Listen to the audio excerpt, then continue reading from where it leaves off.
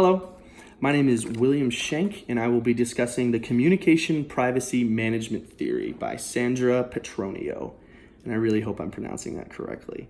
And it basically goes into how we as people deal with our private information, whether we decide to keep it a secret and keep it in our own constraints or decide to share it with those around us. And just to dive into it, she defines it with 3 major points and 5 major principles. And these 3 major points are privacy ownership, which is it's your privacy, you own it, what you decide to do with it. Privacy control it involves the decision to share this private information with other people. And then finally, privacy turbulence.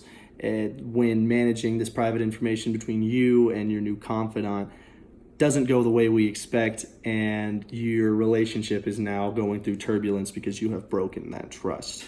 And then it goes into 5 major principles, which I'll just say for you right now. That 1, people believe they have a right to control their private information because it's your information. You decide what to do with it. 2, people control their private information through the use of personal privacy rules, whether or not you decide to share it or whether you decide to confide in somebody. 3, which is I believe is the major part of her theory, is when others are told or given access to a person's private information, they now become co-owners of that information. Because when you tell someone something, it's in their head, it's not going anywhere. Now you are both co-owners of this property, of this information that you have given up.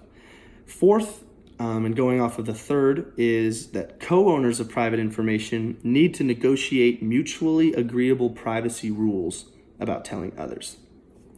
And this is basically, for example, if I told you something, some private information about myself, then we need to regulate guidelines and create guidelines to who you're able to tell, if you're able to tell anybody, or things of that nature.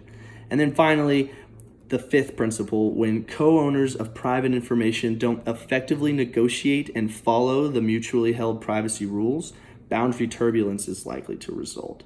So if I told you some very private information about me and then you go and tell everybody and break the mutually agreeable privacy rules that we created, then our relationship is going to go through turbulence and we are going to have to deal with that now. In her study, she uses examples like if you have gotten a very embarrassing illness, or if you've contracted an STD, or if you have HIV, how you decide to cope with this or tell other people. One thing that she dove into when she was studying was victims of sexual abuse. In her studies, Petronio asked 38 victims between the ages of 7 and 18 to describe how they made the decision to tell somebody and the 5 constraints for why they decided to share this information.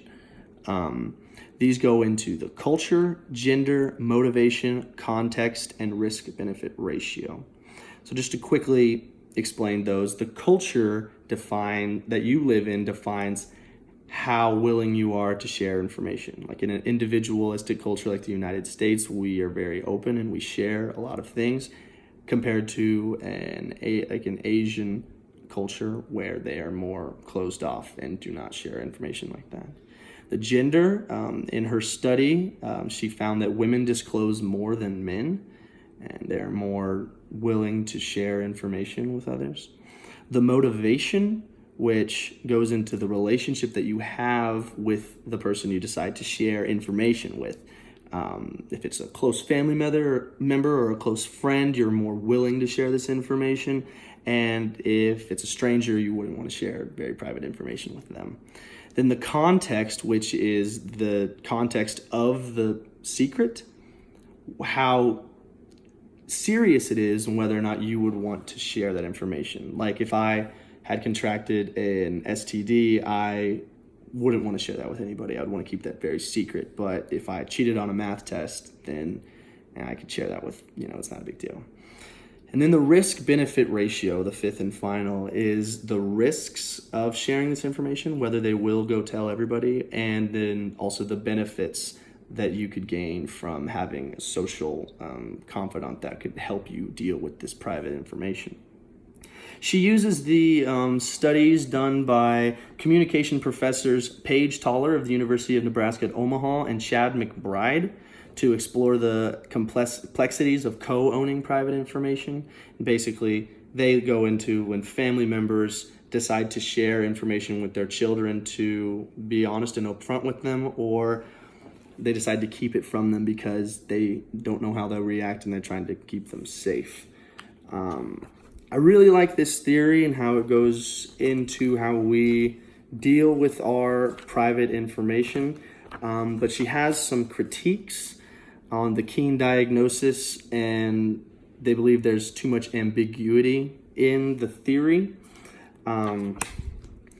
Basically, it says right here, Petronio seems to directly contradict her principle of the communication privacy model, and because she uses frequent qualifiers such as maybe or tend to or possibly or perhaps, and it tends to acquiesce submission with this co-ownership instead of negotiation, because you're now at the whim of the person that you have shared this information with.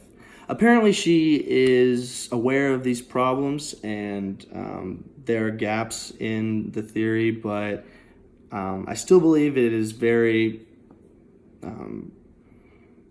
it really looks into how we as people define our privacy and how we share it with others. Thank you.